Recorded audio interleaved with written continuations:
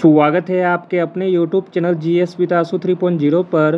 BPSC TRE 4.0 के लिए set practice कराया जा रहा है, जिसमें कि आज हम लोग पॉलिटी से संबंधित अति महत्वपूर्ण प्रश्नों को देखेंगे।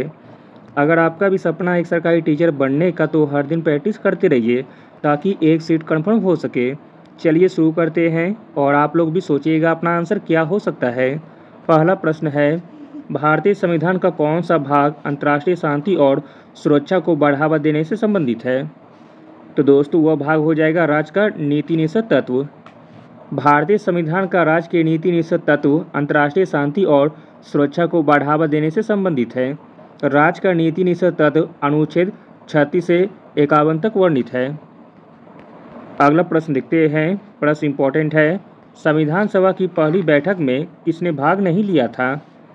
संविधान सभा की पहली बैठक में भाग नहीं लिया था मुस्लिम लीग ने। ऑप्शन नंबर बी सही हो जाएगा। अगला प्रश्न देखते हैं। प्रश्न इंपॉर्टेंट है।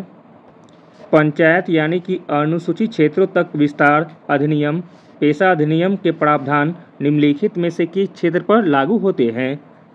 आंसर हो जाएगा 5वीं अनुसूचित क्षेत्र में। अगला प्रश्न देखते हैं। प्रश्न इंपॉर्टेंट है। भारत में ब्लॉक स्तर पर एक पंचायत समिति क्या है? भारत में ब्लॉक स्तर पर एक पंचायत समिति है प्रशासनिक प्राधिकरण। ऑप्शन नंबर सी सही हो जाएगा। अगला प्रश्न देखते हैं।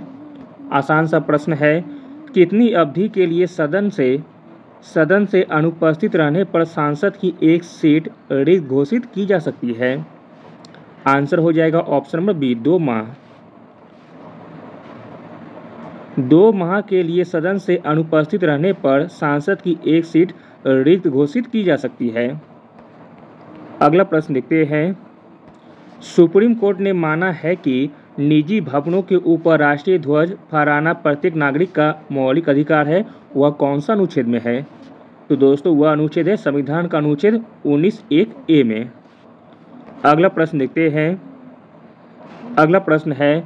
भारत सरकार के किस अधिकारी को भारत की संसद की कार्रवाई में भाग लेने का अधिकार है, भले ही वह सदस्य न हो?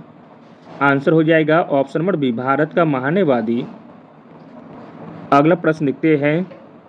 प्रश्न इंपॉर्टेंट है। निम्नलिखित में से किस संवैधानिक उपचार को पोस्टमार्टम के रूप में भी जाना जाता है? आंसर हो जाएगा ऑप्शन नंबर सी उत्प्रेषण को। जिस संवैधानिक उपचार को पोस्टमार्टम के रूप में भी जाना जाता है वह है उत्प्रेषण।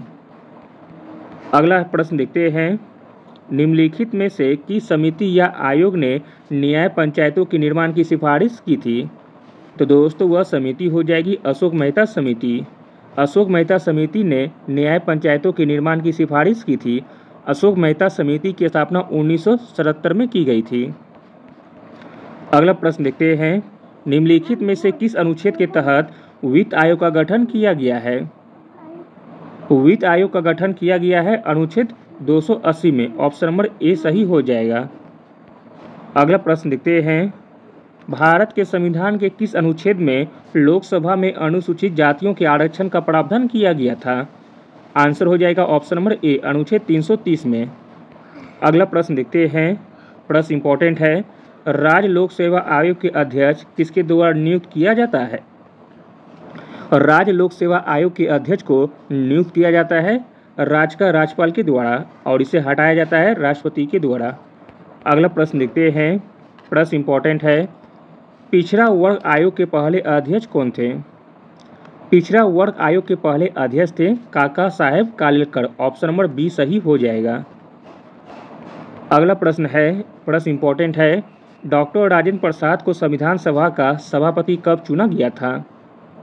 डॉक्टर राजेंद्र प्रसाद को संविधान सभा का सभापति चुना गया था दिसंबर 1946 में। ऑप्शन नंबर सी सही हो जाएगा।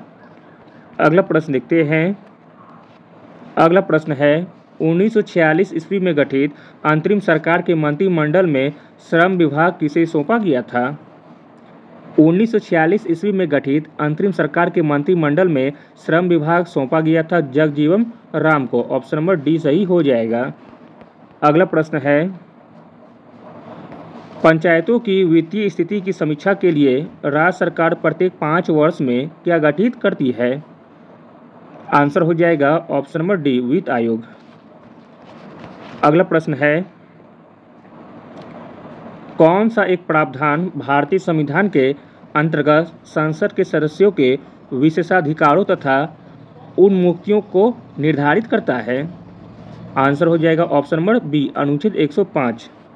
भारतीय संविधान का अनुच्छेद 105 संसद के सदस्यों के विशेषाधिकारों तथा उन्मुक्तियों को निर्धारित करता है। अगला प्रश्न देखते हैं। प्रश्न इंपॉर्टेंट है, भारतीय संविधान के किस अनुच्छेद के अंतर्गत अंतर्राष्ट्रीय समझौतों को प्रभावी बनाने हेतु संसद राज्य सूची के विषय पर कानून बना सकती है? आंसर हो जाएगा ऑप्शन नंबर डी, अनुच्छेद 253 के तहत। भारतीय संविधान के अनुच्छेद 253 के अंतर्गत अंतर्राष्ट्रीय समझौतों को प्रभावी बनाने हेतु संसद राज्य सूची के विषय पर कानून बना सकती है। अगला प्रश्न देखते हैं। प्रश्न इंपॉर्टेंट है, कोई कानूनी विधेयक संसद के किस पटल पर रखा जा सकता है? कोई कानूनी विधेयक संसद के दोनों सदनों में से किसी एक पटल पर रखा जा सकता है। ऑप्शन नंबर सी सही हो जाएगा। अगला और अंतिम प्रश्न देखते हैं। प्रश्न इंपॉर्टेंट है, सूचना का अधिकार अधिनियम किस वर्ष में लागू हुआ था?